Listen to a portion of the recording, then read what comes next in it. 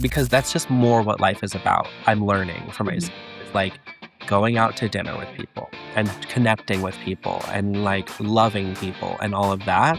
And it's really interesting from a professional perspective because like I feel that in my work too. Everybody's trying to answer the question of like, how do I choose a career that I love? It's not about that. It's about loving yourself and knowing the things that naturally energize you and then finding a job that lets you do those things.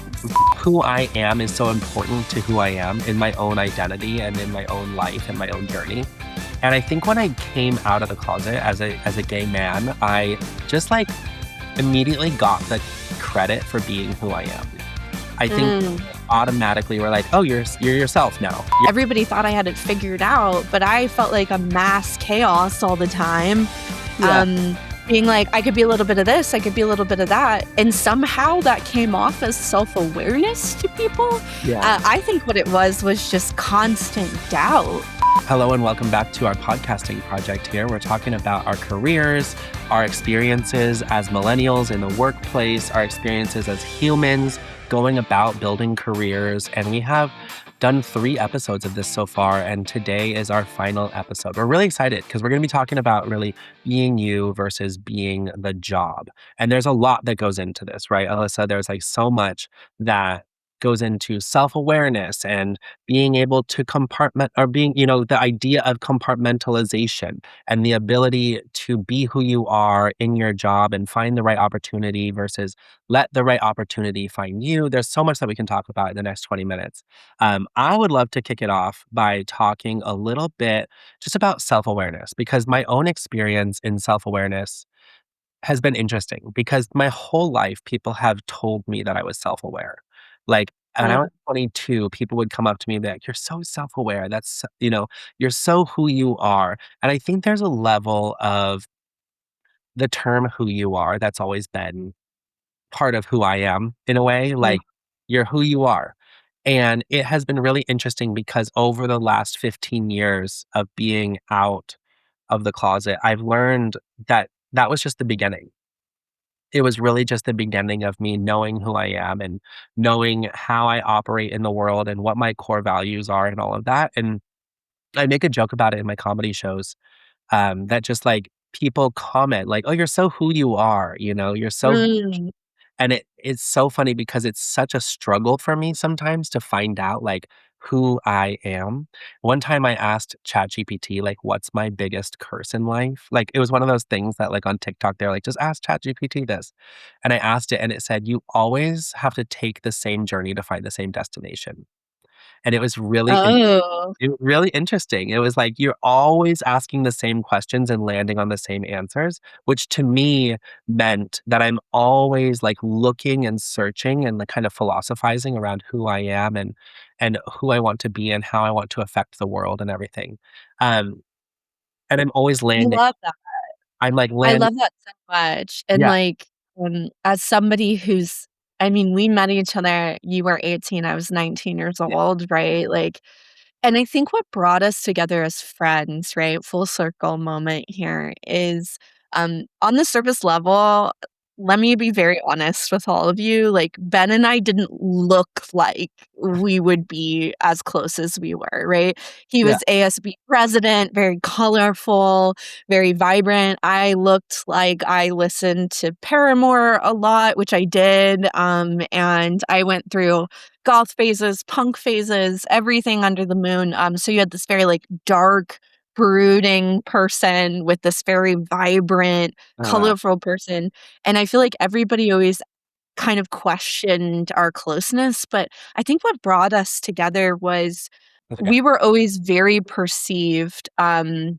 as being Mm, very self aware. yeah. Right? Like, here we were, these fierce individuals, Mhm. at least that was everyone's perception, right? We were these fierce individuals, so we gravitated towards each other, and in that, I think we were able to express a vulnerability because we were like, "Well, everybody has this opinion of who we are, and we know we are fierce individuals, but we also knew that there was, like, so much we were still figuring out." And I Yes. think, like, we felt safe around each other, and this is something that not a lot of people understood about our relationship.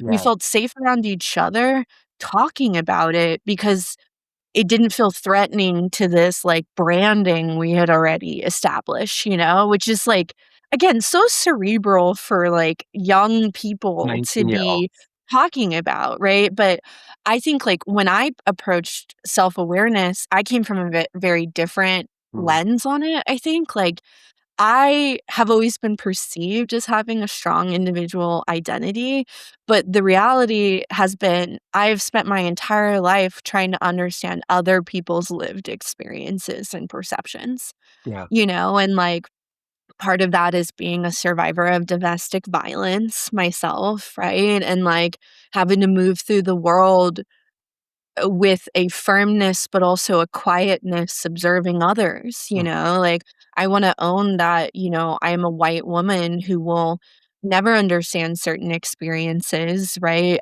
We are both representing, privilege and also other communities, right, yeah. in our experiences, but there's a lot we can't speak to, right? So I think I spent so much of my experience trying to observe what other people were experiencing and understanding how did that apply to my own identity, right? And what I wanted to be. Everybody thought I had it figured out, but I felt like a mass chaos all the time.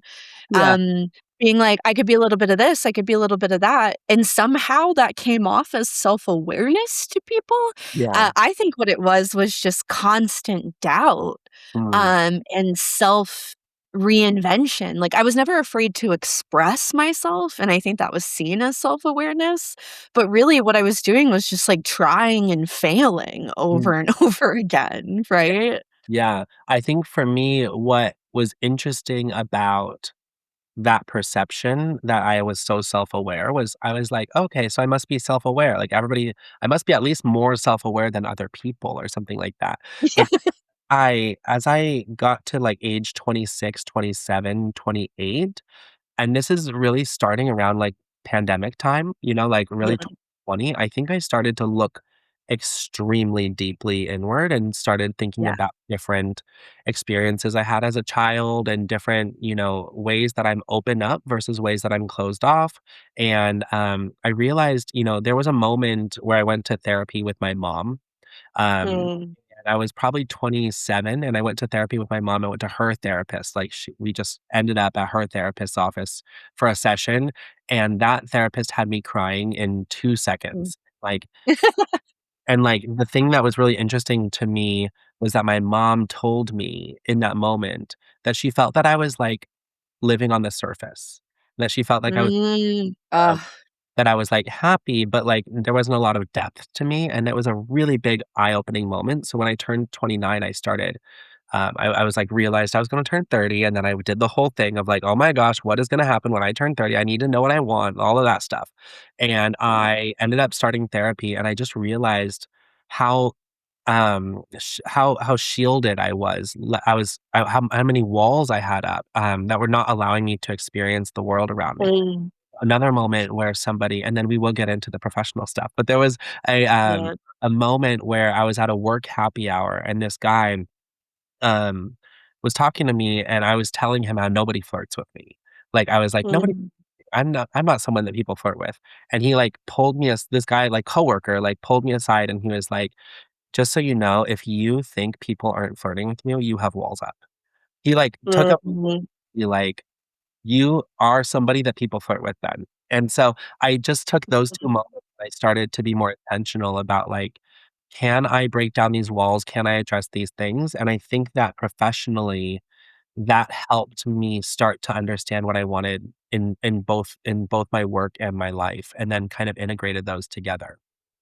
No, I love that, and I think that also resonates to why we were friends, right? Like, I, around 30, hit a very, similar experience in my own development where I could feel myself compartmentalizing and becoming more and more aware of it, right? And compartmentalizing for me is manifests very similar to what came up with your mother in that session. It was like everybody felt like there was always this closeness that they could have to with me, but like I knew even within myself there was like so much more going on behind the scenes that I was compartmentalizing and I had created this branding around. And again, back to the reason why I think we've been friends for so long is like we've always respected that in each other and not pushed each other, but like given space for each other for as we're figuring out how to lift those walls, like sharing it with each other without judgment. I think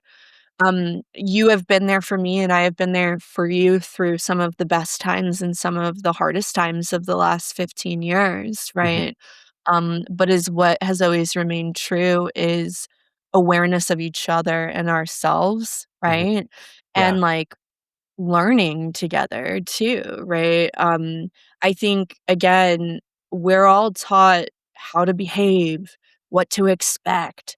You Mhm. do these things, you get an ROI, right? And I think that shows up in how we present ourselves at work too. We Yeah. get we got so conditioned over time to like have a brand that was like kind of switching, here's my work self, here's my real self. Yeah. And I think that that does something to you. And like at the same time with the pandemic and growing work culture being remote, it really played into that even more, right? Where there's like this two-dimensional version of yourself. And then there's this version that like you log off and Mm. you're in your day living, right? I Yeah. think that compartmentalization um caused a lot of challenge for people because unhappiness started growing more and more, especially like as work got even more and more challenging Mhm. and it was in our homes and happening while the world was on fire around us, right? It became harder and harder to be like, well, why am I separating my identities? And I'm exhausted, like switching from this to that all the time, right? So okay, how do I strive for work-life balance? What does Mm. that really mean when I spend most of my time just switching myself on or off? How do Mhm. I have any energy left for work-life balance, Yeah. right? Yeah. I think it's so interesting because over the years, this idea of work life balance, especially for myself as someone who owns my own business and has my comedy career and has like special interests, one of the things that I've had to answer for myself in my own life coaching and things like that is like, what are the things I do for myself that have nothing, that don't have an ROI? Mm. What and ultimately and of course, maybe everything has an ROI, in the way that I'm thinking about it, but, like, I play guitar so that I can go out and perform, and I take pictures. I do love photography, but I make it a business, and I, go and do my work, and then, like, even if I go to the gym, even if I go to the gym, like, there's a point to it, and there's something that I'm trying to achieve and get somewhere with, like, which is, like, a It's fitness. like it's living your life transactionally. Yeah, and so I had to, like, make a list with my life coach of things that I can do that are just, not, just hanging out. Like, I don't watch a lot of TV. Like, Mhm. even, like, I've recently even just, like, told myself, like, "Don't feel guilty. You're just too busy to watch TV." And, like, I recently, like, went on a date with somebody, and I was like, "This is nice." Like, we're just kinda sitting, hanging out.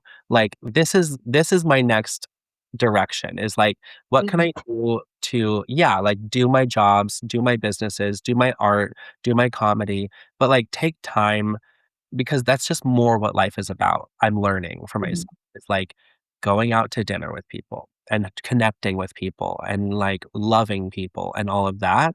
And it's really interesting from a professional perspective because like I feel that in my work too. Like even though I'm being productive and I'm working hard. I just won Rookie of the Year at my company for the annual awards, which was really fantastic. But like, I think at the end of the day, it's not about for me personally. Like, I'm selling them a service. I am going to work, and I am connecting and engaging, and I'm being a employee of the company. And at the end of the day, if that path changes, I feel better because I am more centered in who I am. I love that, and I think it goes back to what we were saying, like, um, you're not looking for validation in Mm. others, like, you've got this award, that's incredible, we've Yeah. celebrated you, but at the end of the day, you are defining your own success and, like, celebrating yourself, and so those things are incredible. They're the cherry on top, but they're not the full foundation of what's driving your happiness, your success, your gratitude. That's all centered in self, right? And I would say, like, I that resonates with me as well, and I'm very thankful to my therapist of the Yeah. last 3 years who's helped me with that journey, as well as my friendships. And now as I've started this new chapter in a new company, I'm really excited to bring all those lessons learned there. Yeah. Um, but let's talk about the problem that a lot of people are facing, right? They're getting to this point, that you and I have hit in our chapters in the last few years. They're getting to this point now of, well, I know I'm unhappy. The Mhm. market is hard out there. I want to do something different. I just don't know what that is, and I'm so burnt out, I don't even know who I am or what I want anymore. So, the simplest question is, how do you go figure out who you are and what you want? So simple. Yeah, I know. So simple. Um, these basic questions too, right? It's so crazy how much they can create like a rabbit hole in your own mind about how you think about yourself and everything, and easily turn into anxiety instead of something that is actually empowering you, like Yeah. analysis paralysis for Mm, your own self. mhm. When I have folks come to me and say, Alyssa, I want help. I want to move forward in my career. I definitely want a new title and different money. I just don't know where to begin. The first thing I do is tell them, okay, well, we're going to put a pin in those outcomes for Yeah, now. right. Of course, that's what we want. Momentum is a very clear thing, right? Everybody desires momentum. But before you go out and chase momentum, take a minute and self reflect, right? Coming from somebody who chased the momentum and didn't self reflect and found herself at the top of her ladder and felt very empty from it in a lot of ways, like, now is your moment before you jump on that train again to slow down, self reflect, and do a couple of tangible things to understand what you really want, because every choice that you make now is going to change the next few years of your life Mhm. and the path that you're on. So why wouldn't you slow down for a moment and choose carefully, right? But a lot of people don't even know where to start. So where do you start to answer those questions, right? I think you've already brought up some really good points. It's about having a community that you can go to and check in with, right? People that you feel safe being vulnerable around that is not your current coworkers. I think that's a really good thing to highlight. Not to say that you can't build bonds in your current job. I think that's a beautiful thing, but I think you always have to have space outside of your current environment so that you can have true objective perspective Yeah. and be vulnerable, you know? So I think 1 is having a community, 2 is slowing down. Mhm. Being present with yourself more, you know, stop wrapping yourself up in, "Oh, I gotta do 8,000 job applications today." Slow down, do you even know what you're applying for, right? For some people, that may look like getting a therapist. For other people, it may look like journaling or meditating every day, right? You need to slow down and really think about what motivates you. And then when we get into things that are more tangible in a professional capacity, a couple of recommendations that I always like to make to my clients, there are 2. I love CliftonStrengths finders. We are not sponsored by them in this video, Yeah. but I've been using Clifton Strengths Finder for the last decade, and I think it's a beautiful intersection of authentic self and professionalism. Yeah. It's built off this premise that challenges the traditional industry of focus on your areas of opportunities. Where are you weak, weak, weak, weak, weak? Right. And it instead Mm. pivots and it goes, let's help you figure out who you are and how to maximize on that and be aware of those areas of opportunity. But you're human. You can't be everything everywhere all at once, Yeah. you know? So I love that the premise already challenges the conventional.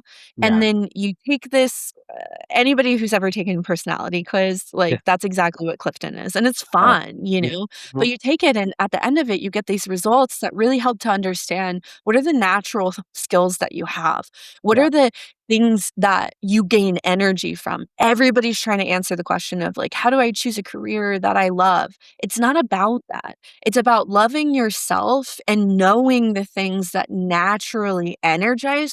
energize you, and then finding a job that lets you do those things. Mhm. You know, I equate it to my, like, previous journey. I became an SVP because I could do everything, but it Mm. didn't mean I was happy, and it meant honestly, I was flexing a lot of skills that weren't my natural maximizing skills, right? So I was exhausted all the time. Once I went through that journey of figuring out where do my skills really sit and what really helps me gain energy versus lose energy, I was able to find a beautiful job that aligns and I show up every day and it energizes me, you know? So ideally, you take that and it starts to teach you a little bit about yourself you haven't seen before.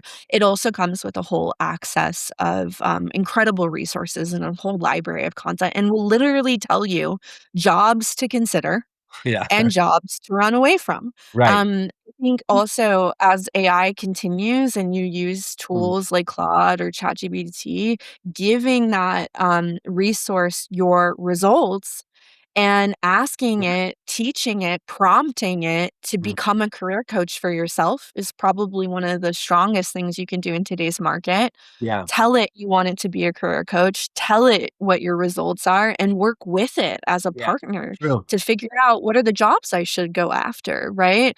Also, tell it what kind of compensation you're looking for, what kind of perks you're looking for.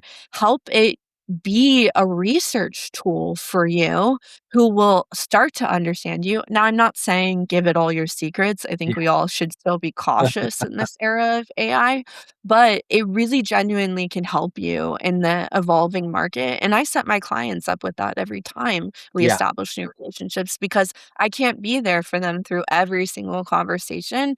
And I think having a resource like that makes all the difference, right? Those are two very concrete steps that Yeah. you can make to start to figure out who you are. And I think the other one is there's one exercise I ask everybody to do. Mhm. Sit down with yourself, set a timer for 30 minutes, and ask yourself what are the 7 things that matter to me in a job?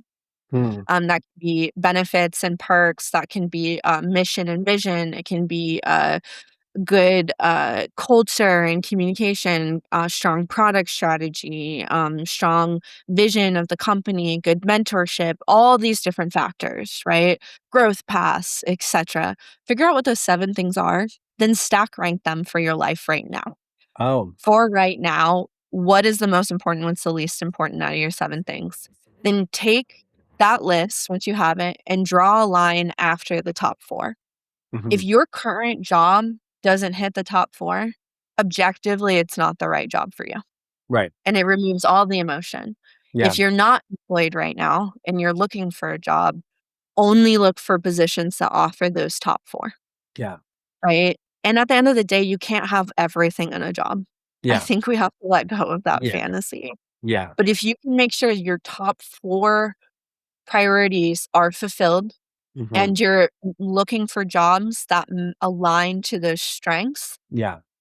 that is your highest likelihood for success in your next position, Yeah. just honestly. And I think on your search, knowing those 4 things, asking questions in the interviews and such. And I was Absolutely. gonna add something that really came up for me in the last even 2 years is dropping this idea of what we feel like we're supposed to do versus what we actually want to do. And then also Mm, dropping anybody in your life that you're doing it for. Like, if you're mm, doing it to impress your parents, or if you're doing it to impress your friends, or you feel like you need permission from somebody in your life to do it a certain way, that has been huge for me because I yeah. mean, I'm 33 years old, and at one point, while I was 33 years old, I said, "I just don't know what my parents are gonna think." And my life coach at the time was like, "Well, You're 33. So you should not worry about that. Like, at the end of the day, like, what your parents think or what your grandparents think or an aunt or an uncle or a friend or a child even, like, I find myself wanting to, like, impress my two-year-old nephew. Like, I'm like, "He doesn't Mm, care. He's never gonna know what I do for a living." You know what I mean? And, like, yeah. I find myself doing it for others when in reality it absolutely has to be just for me and whatever family I one day build or whatever. But I think that's a great place to thank our audience and just sit in a moment of gratitude for our four-part series that I thought was very fun. Audience, if you found it valuable, let us know. Leave us comments and let us know what you have questions about or what you're curious about. If you have concerns or compliments, we're always down. Alyssa, is there anything you want to say to sign us off? Yeah, I wanna say thank you to my younger self for Mm, getting myself here, and I wanna say thank you to you, Ben, and this friendship that has experienced a roller coaster mm. of jobs, relationships, identities, Yeah. but we've been strapped in together the entire time, and I look forward to this next chapter together, and thank you to everybody who's listened, and I hope that you find a lot of yourselves in the stories that we're telling and know that there is a community out there that is going through similar experiences, and it's our turn to change the conversation with our generation. Yeah, I think so. Thank you so much for listening. My name's Ben, My name's Alyssa. and we will see you next time. Peace sign.